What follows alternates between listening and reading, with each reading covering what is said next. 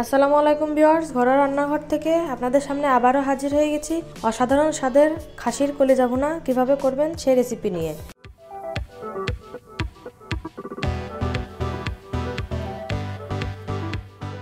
কলিজা ভুনা করার জন্য কি কি উপকরণ লাগবে চলুন সেগুলো এক নজরে দেখে নেওয়া যাক। এখানে আমরা আলু কিউব করে কেটে নিয়েছি, হলুদ, জিরা বাটা, রসুন বাটা, আদা বাটা, পেঁয়াজ বাটা, লবণ, গরম মশলা, তেজপাতা, শুকনো মরিচ গুঁড়া, তেল। আর আমরা কলিজাকে এভাবে কিউব করে কেটে নিয়েছি। তো চলুন অসাধারণ মজাদার রান্না আপনাদেরকে পর্যায়ক্রমে দেখিয়ে দিই। ফ্রাই প্যানটা গরম হয়ে আসলে আমরা তেল দিয়ে দিব। ফ্রাই প্যান গরম হয়ে গিয়েছে, এখন আমরা পরিমাণ মতো তেল দিয়ে দিচ্ছি। তেলটা গরম হয়ে আসলে আমরা বাকি উপকরণগুলো দিব। তেল গরম হয়ে গিয়েছে, আমরা ফার্স্টে গরম মশলা দিয়ে দিচ্ছি। এখন দিচ্ছি তেজপাতা, একটু নাড়াচাড়া করে আমরা বাকি মশলা দিব। এখন দিচ্ছি পেঁয়াজ বাটা,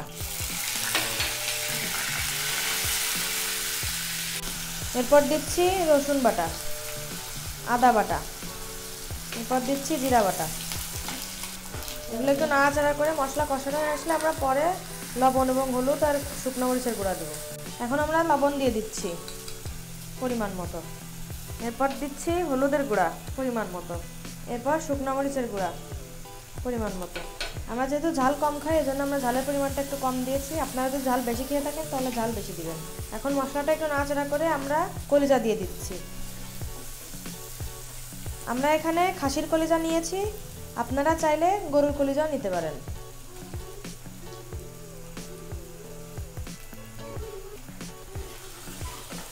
এখন আমরা নাড়াচাড়া করে আলু কিউব করে কেটে রেখেছিলাম সেগুলো দিয়ে দিচ্ছি।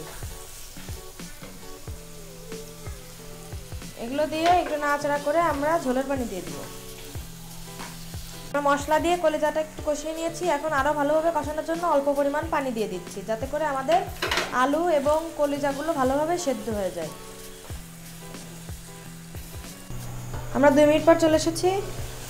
দেখুন আমাদের পুরোপুরিভাবে এখন কষানো হয়ে গিয়েছে এবং ভালোভাবে আলু এবং কলিজাটাও সিদ্ধ হয়ে গিয়েছে। এখন আমরা পরিমাণ মতো ঝোলের পানি দিয়ে দিচ্ছি। এটাতে বেশি ঝোলের পানি লাগে না, হালকা দিলেই হয়। তা দিয়ে আমরা আর 2-3 মিনিট মতো ঢেকে রাখবো, তারপরে নামিয়ে ফেলবো। 2 মিনিট পরে চলে এসেছি।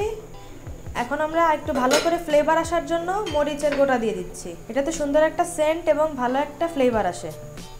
এখন এটা দিয়ে আমরা 2-3 মিনিট ঢেকে রাখবো, রেখে নামিয়ে ফেলবো। আমাদের রান্না পুরোপুরিভাবে কমপ্লিট। এখন আমরা জাল অফ করে দিচ্ছি।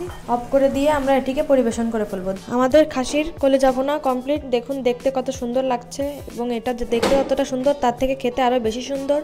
আপনারা সবাই অবশ্যই এটা বাড়িতে ট্রাই করবেন এবং ট্রাই করে আমাদেরকে কমেন্টে জানাবেন যে আমাদের এই রেসিপি আপনাদের কাছে কেমন লাগলো।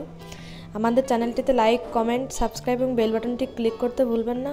আসসালামু আলাইকুম, আল্লাহ হাফিজ।